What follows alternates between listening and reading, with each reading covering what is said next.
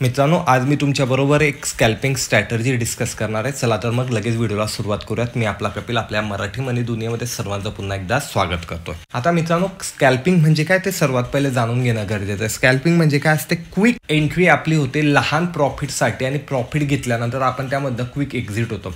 स्कॅल्पिंगमध्ये stop loss hit होता का? जास्ती होता, कारण स्कॅल्पिंग आहे, पण स्टॉप लॉस त्यामध्ये लहान असतात मित्रांनो, त्यामुळे त्यामध्ये स्टॉप लॉस हिट होण्याची पण शक्यता असते. आणि स्कॅल्पिंगसाठी काय आहे ना, तुम्हाला क्विक डिसिजन मेकर असणं गरजेचं आहे. तुम्ही जास्ती तिथे टाइमपास करू शकत नाही. जसे तुमचे नियम फॉलो होताना दिसताना त्याप्रमाणे तुम्हाला यामध्ये एंट्री आणि एक्झिट करावी लागते. मग आजच्या आपल्या स्कॅल्पिंग स्ट्रॅटर्जीचे नियम काय असणार? तर सर्वात प्रथम ही स्कॅल्पिंग स्ट्रॅटर्जी ना मॉर्निंग मध्येच यूज करायची आपल्याला स्टार्टिंगलाच. का असं करायचं? कारण स्टार्टिंगला जे मार्केटमध्ये मोमेंटम असते ना वर किंवा खालच्या दिशेची, तिला आपल्याला इथे कॅप्चर करायचं आहे आणि फास्ट मुवमेंट असते, त्यामुळे फास्ट आपल्याला यामधनं प्रॉफिट घेऊन आपण एक्झिट करू शकतो. फक्त नियमांचं पालन काटेकोरपणे करायचं. आता ती स्कॅल्पिंग स्ट्रॅटर्जी कशी असेल आणि त्याचे नियम काय असतील ते थोडक्यात आपण जाणून घेऊ. आता आपण स्कॅल्पिंग करतो त्यासाठी आपण 3 मिनिटाच्या टाइम फ्रेमवर इथे आलेलो आहोत. 3 मिनिटाची का बरं? जितकी लहान टाइम फ्रेमवर तुम्ही येणार तेवढं लवकर तुम्हाला कन्फर्मेशन या ठिकाणी मिळणार आहे मित्रांनो. आणि आपल्याला फक्त मॉर्निंगसाठीच हे यूज करायची आहे, एवढं सगळ्यात पहिले लक्ष ठेवायचं. आता नियम काय आहे? पहिली 3 मिनिटाची कॅन्डल जेव्हा बनते ना, तिचा हाय आणि लो आपल्याला इथे मार्क करायचा आहे. आणि जेव्हाही 3 मिनिटाच्या कॅन्डलला ब्रेक करतो ना, त्या ठिकाणी आपली एंट्री होते. पण यामध्ये एक गोष्ट तुम्ही लक्षात ठेवायची मित्रांनो, कॅन्डल कधी 3 मिनिटाची मोठी बनली आहे आणि त्याला ब्रेक करणारी कॅन्डल कधी लहान बनते, तर आपल्याला इथे ना तिचा रिटेस्टचा वेट करायचा आहे.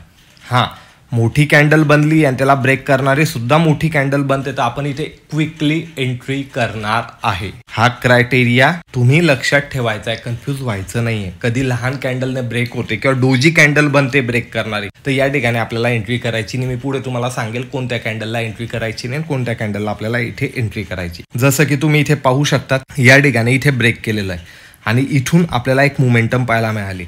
आता सर्वात पहिले स्टॉप लॉस आपला वरच्या साईडला राहणार आहे, कारण आपण ही सेलिंगची पोझिशन घेतोय. जसं इमिजिएटली ब्रेक केलं, तुम्ही एंट्री केली या सेकंड कॅन्डलला, आणि टार्गेट काय राहणार आहे? पहिला मुद्दा तर जे इथे एवढे पॉईंट आहे तेवढे पॉईंट आपल्याला खाली कॅप्चर करायचे. त्यानंतर थोडंसं प्राइस ऍक्शन इन्क्लूड करायला शिकायचं मित्रांनो. प्राइस कधी स्लो होताना दिसते आपल्याला अशी साईडवेज, तर या ठिकाणी आपण आपलं प्रॉफिट इमिजिएटली बुक करायचं. एक लक्षात ठेवायचं, आपण ही स्कॅल्पिंग करतो, हिच्यामध्ये आपण मोठं प्रॉफिट साठी जात नाहीये, ही गोष्ट लक्षात ठेवायची. नाही तर तुम्ही कोणताही ट्रेड होल्ड केला तर इथे लॉस होण्याची शक्यता आहे. आपल्याला फक्त सकाळच्या मुवमेंटचा फायदा उचलायचा आहे. हे फक्त आपल्याला स्टार्टिंगलाच करायचं आहे. ती रेंज ब्रेक होत नाही किंवा तिला रिटेस्ट केलं जात नाही तोवर. आता तुम्हाला पॉईंट लहान दिसत असतील, आपण या सेकंड कॅन्डल पासून कधी पॉईंट कॅल्क्युलेट केले या ठिकाणी, तर तुम्ही पाहू शकता 157 पॉईंट तुम्हाला इमिजिएटली या ठिकाणी पाहायला मिळालेले आहे.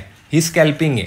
150 पॉईंटसाठी काही काही जण तर पूर्ण दिवसभर बसून जाता मित्रांनो, पण या ठिकाणी आपल्याला इमिजिएटली मॉर्निंगच्याच मोमेंटम मध्ये पाहायला मिळाले आहे. आता आपण त्या दिवसाला जाऊ की नेक्स्ट दिवसाला सुद्धा हिने काम केलेलं आहे का.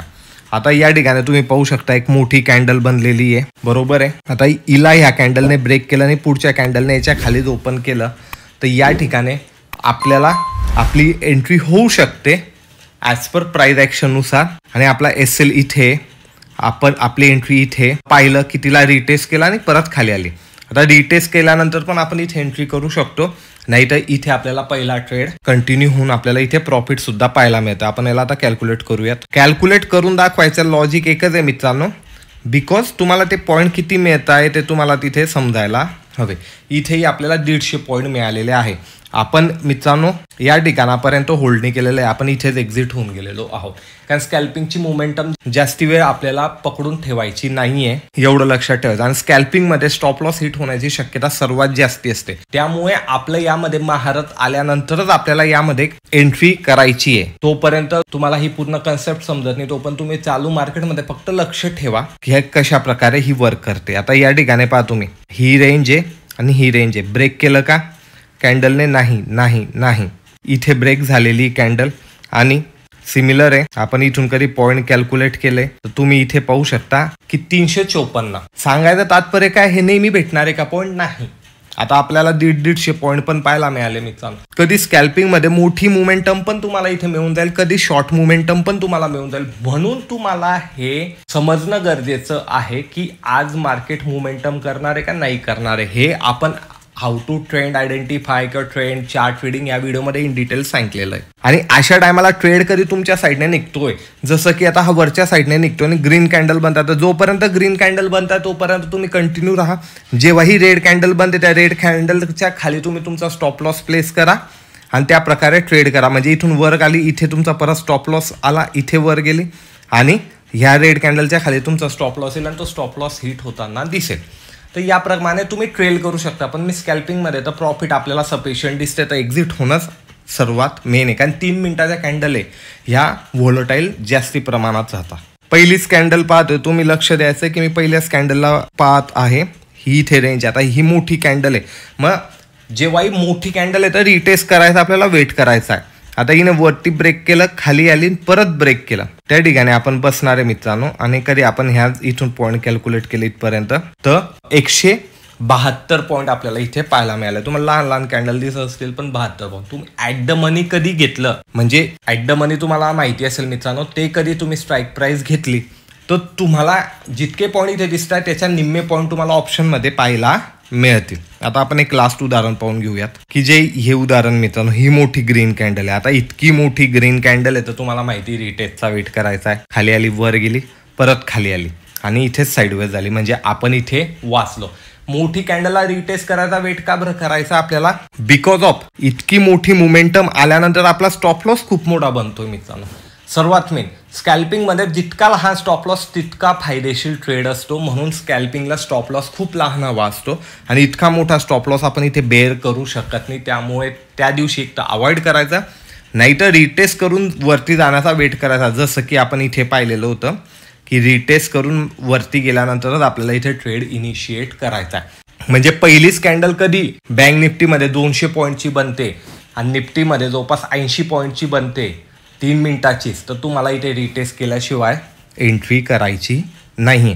आणि सकाळचीच मोमेंटम आहे मित्रांनो, हे सकाळी एकदाच तुम्हाला ट्राय करायचं आहे. असं नाही की दिवसभर तुम्ही ते स्कॅल्पिंगच करत राहणार आहे. आणि मित्रांनो, तुम्हाला कधी स्कॅल्पिंगच्या रिगार्डिंग व्हिडिओ हवे असतील तर तुम्ही कमेंट करा #मराठीमनी स्कॅल्पिंग. आपण तुमच्यासाठी अजून स्कॅल्पिंगच्या रिगार्डिंग व्हिडिओ बनवू.